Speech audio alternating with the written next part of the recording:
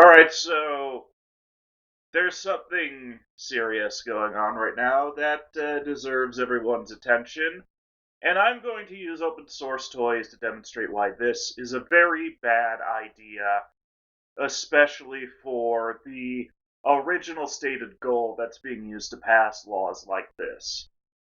Hey there, furries and sickos, and everyone else.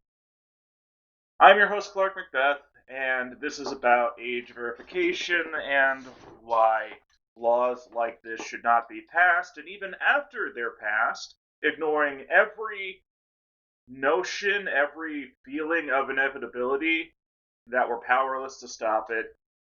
These should, in fact, be stopped, repealed, overturned, and if you really want to get serious about online safety, I have a counter proposal that will actually protect children on the internet. So, age verification is when you have to show your photo ID, perform a face scan, do a credit card pull, give some kind of data that states your age or gives an estimate, puts it in brackets, and even that is a horrible idea. Here's why. And I'm going to show you with this fun free app, LibreOffice. It's like Microsoft Office, but free, open source. You can go back to, a layout that looks the way God intended. I mean, you could do the Microsoft Office ribbon thing, but this is just a lot better, and this is what I grew up with starting in the late 1990s. Anyway, this is an Excel clone. And what we have here are three different categories of people. And that's where this starts. Even if you don't have the exact age, there's still data out there that needs to be dealt with.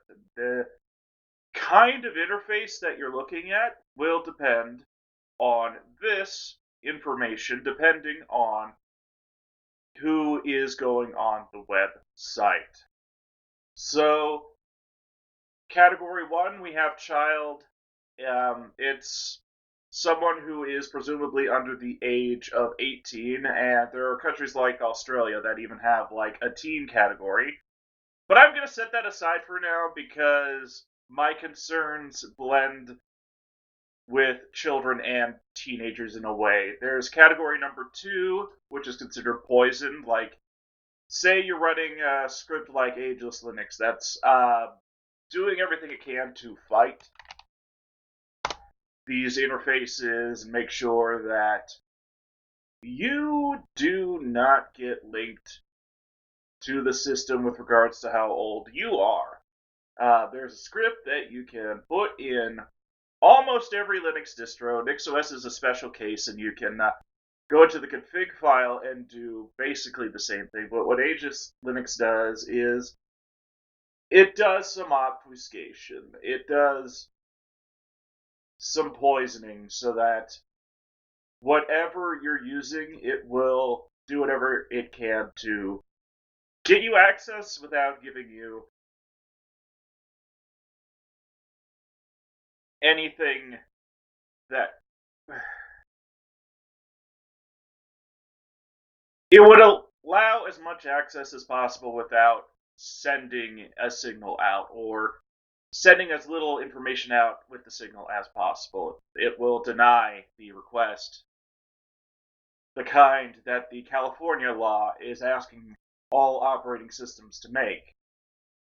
And there's even more categories down here that I will get into in a bit. But the point of all this is no matter how you do this, no matter what kind of language you use to enact these laws, there's going to be these shreds of data out there, and they're going to have to be linked to your IP address. Your IP that you use to get on the internet that identifies what your computer is online. If I were to, say, run a high fetch,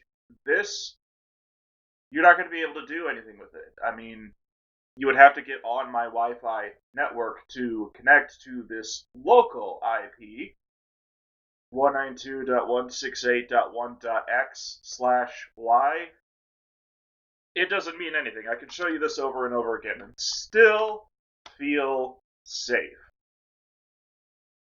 But there's another IP address that I can't show you because that would be the connection to my personal device on the internet. And the thing about IP addresses, whether it's IPv4 or 6, is that they are linked to location. They are given out based on location. And because of that, if you have this and you have the IP address, which you need to do to have your computer, the client talk to the server, giving you something like a website or access to an application or something like that, it's going to have these shreds of data lying around, whether it's in system memory or, more likely, in permanent storage or persistent storage. And with that information, you will have this, you will have the IP address, and you will have enough information to get the location of every child on the internet. And it wouldn't take much to do that. And this is why politicians who literally went to Epstein's Island are voting in favor of age verification. They want to run that Python script. They want to have someone do the hacking, because these Epstein crimes, which is what I'm going to call them from now on, since I can't say what the Epstein crimes are, I can't really name that directly on YouTube, so just Epstein crimes. You know, old men directly physically harming children can now get within a few kilometers the location of children with the IP address alone. But many age verification laws make this even worse, and the redder your state is, the more information is being given away. And if you are required to show a photo ID to get something that'll send a signal out from your computer and give access, they're not just going to have age. They're going to have other identifying markers. Male, female, intersex. If the data's poisoned, it might be partially poisoned, but they could still get some of that through heuristic if there is so much eagerness. And with the photo, with the face scan, they'll also get race information. They'll be able to put into buckets the desirable and undesirable children for these horrendous acts. And I'm going by the logic of what happened with Epstein. There's even more. There are even more people affected than white in other kinds of trafficking, but I'm specifically referring to Epstein crimes here, and they do tend to favor going after white children. This is a eugenicist cult.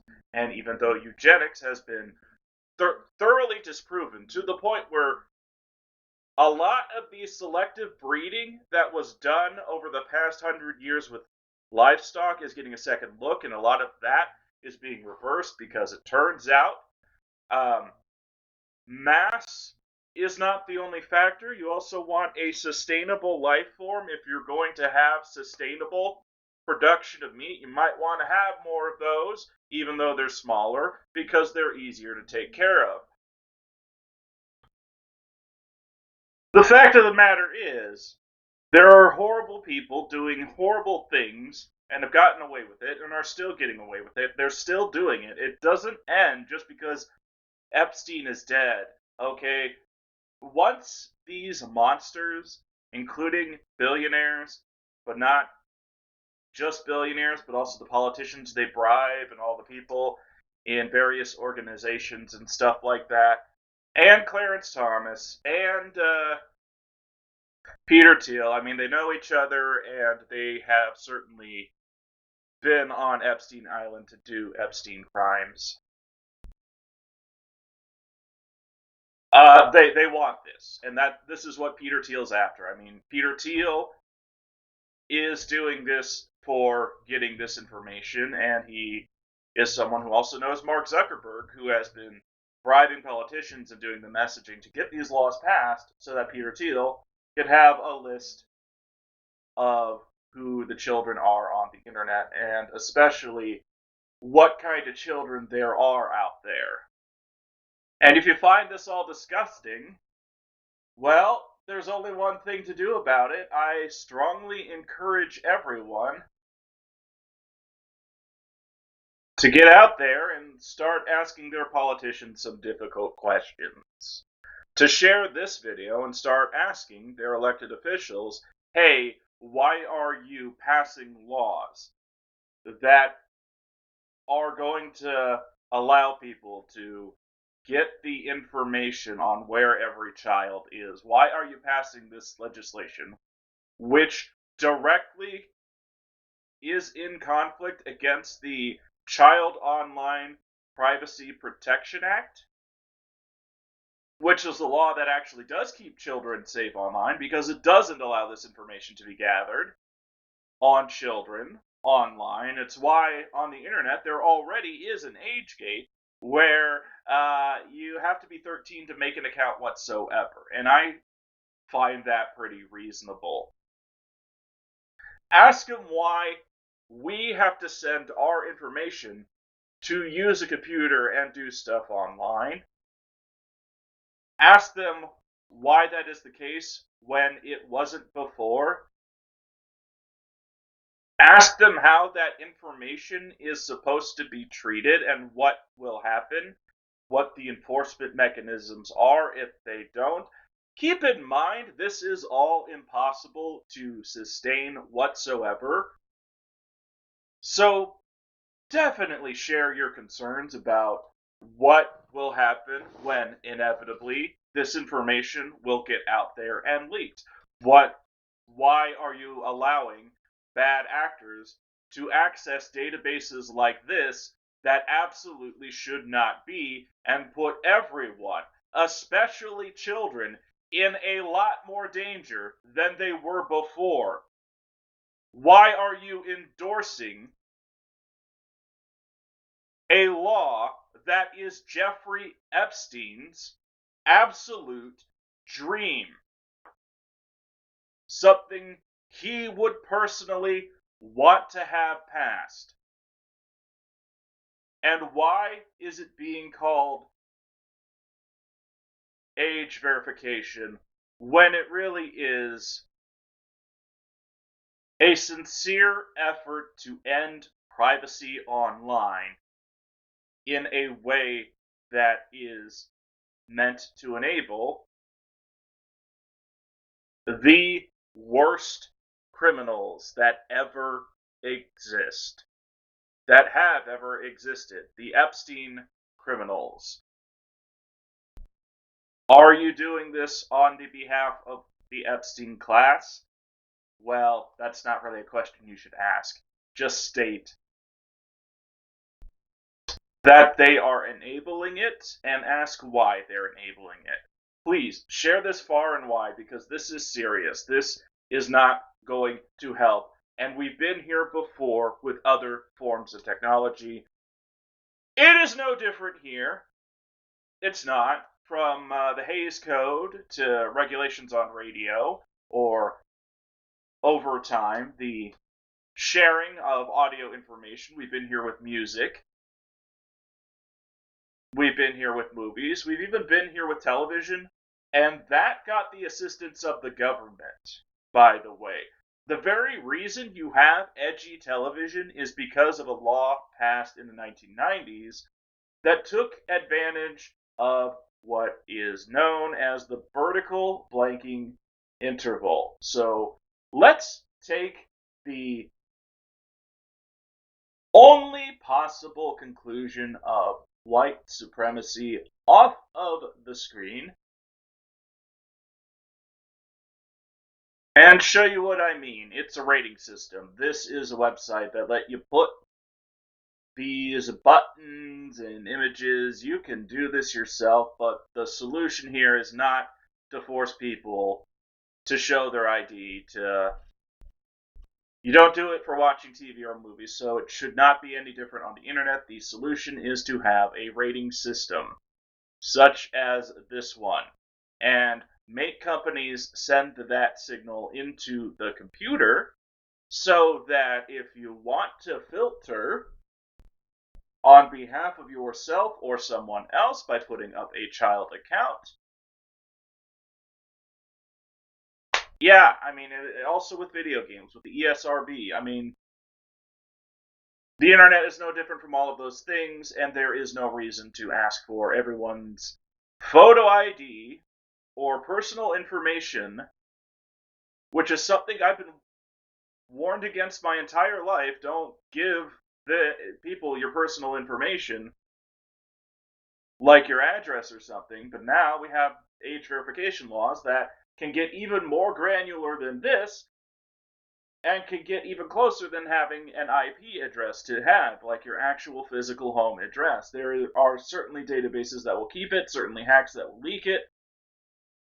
Age verification is an all-around bad idea, and taking the V-chip from television, which is what these Panda ratings are based on,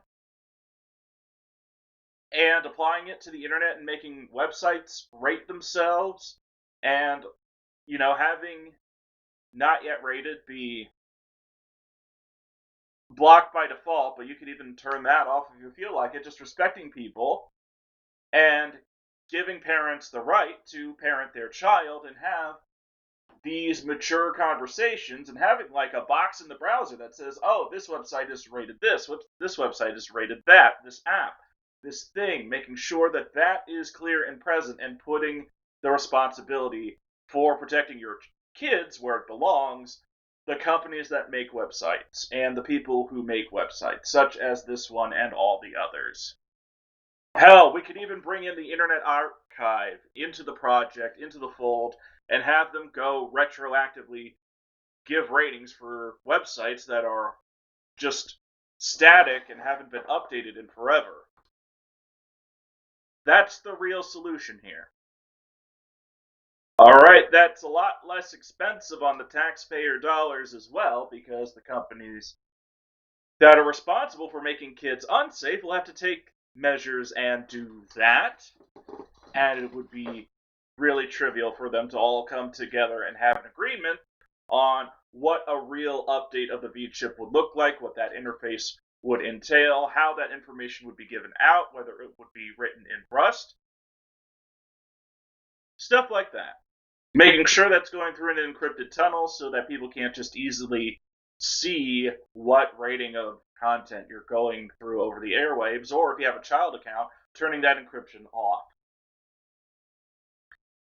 We take the money that the government would save trying to enforce age verification. I know there are fines and stuff, but the litigation is going to cost more than those fines are going to be able to collect no matter what.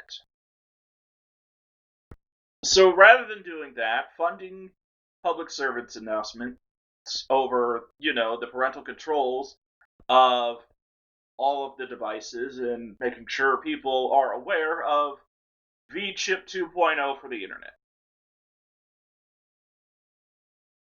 That's a hell of a lot better than ending internet anonymity, which is essential and should be a right that is respected, something that's etched into the Minnesota Constitution even, and the federal one as well. And it kind of is, but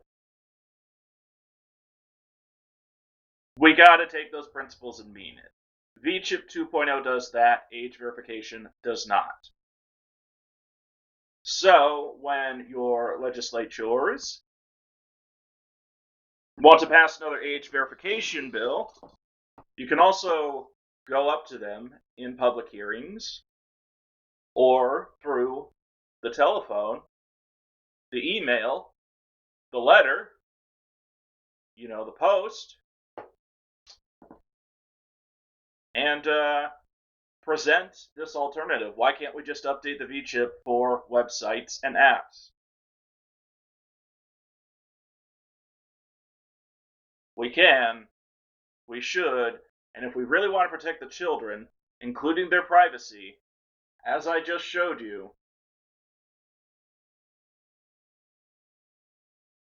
we must. And as always, subscribe if you like, and share if you care.